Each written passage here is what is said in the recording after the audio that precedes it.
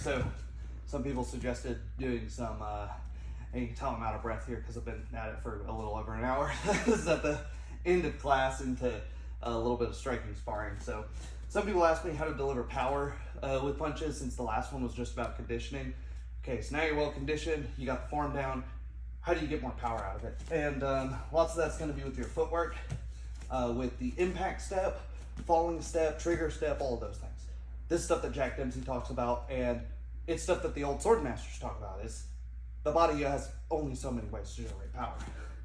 So I'm going to be throwing this with horizontal fist, all this. Doesn't really matter.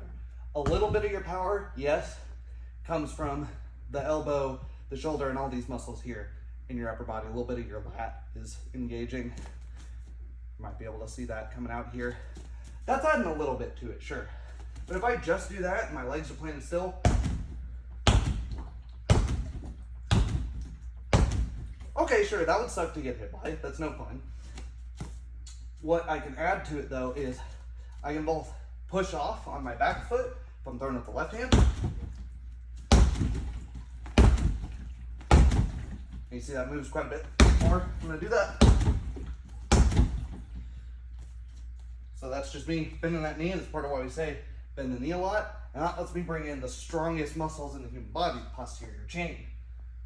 Coming over this way, add my hip into it. And my front knee needs to bend to accommodate that, right? So my legs are nice and straight here. I'm just sort of falling forward, and the punch comes back at me. That's no bueno. So we don't want to do that.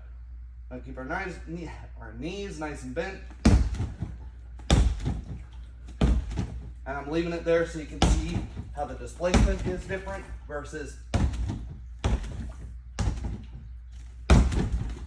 But as Max mentioned, yeah, normally you want to pull back straight away, right? Lead hand. We don't have much more to bend on our hip here, maybe just a couple inches here.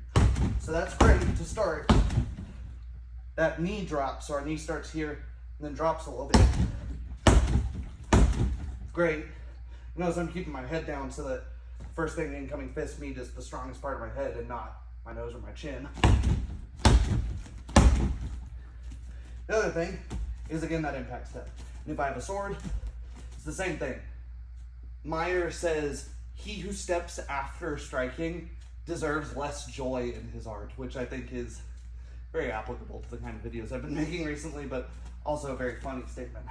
And what he's saying is you don't want to go boom, boom, boom, etc. You also obviously don't want to do the opposite and step, boom, get punched, boom. You want to step and strike at the same time. As this is happening, this is both a strategic advantage, as I just illustrated, but it's also the weight of my body falls on it. So here's just an arm-powered punch, and here is no arm power, just falling on the bag. You can see I displace a lot more. This is Bruce Lee's 1-inch punch. It's not really a 1-inch punch because he uses footwork in it to displace the guy. And the guy's standing square on in a bad balance position. But it's a cool little illustration of the importance of having your feet out here.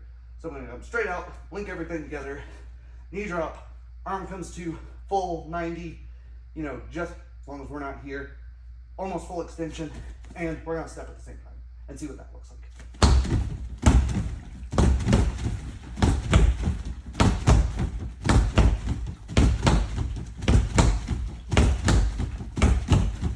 And you'll note, when I'm throwing this double jab, I'm not going step, no step. I'm going step, step. Both because once the guy gets hit by that, he's probably moving back, so I need to follow him. Second, I apply power 2 times.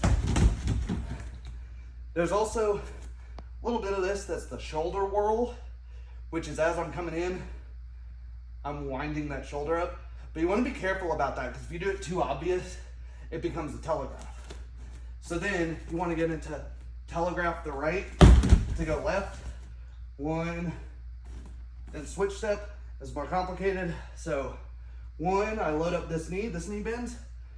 acting like I'm gonna throw the super obvious one to the head, maybe the guard comes up, 1, switch. So this foot goes from being straight to coming out. Some boxing coaches call that squashing the bug. If that helps you, fantastic. So 1, 2, and then this rear foot is gonna sweep around in a pivot step. So 1. So it looks like this without the upper body. 1, 2. Well, without the punch, obviously, there's some upper body here. Telegraph, 2. So telegraph, 2. Telegraph, 2. Telegraph, 2.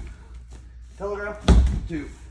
And if you're a little far away like I am, land with the ridge hand instead of the hook. Telegraph, 2. Telegraph, 2.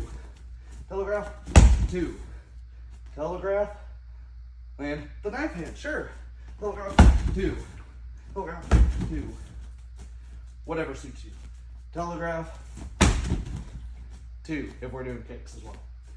Hopefully that helps you guys. Thanks.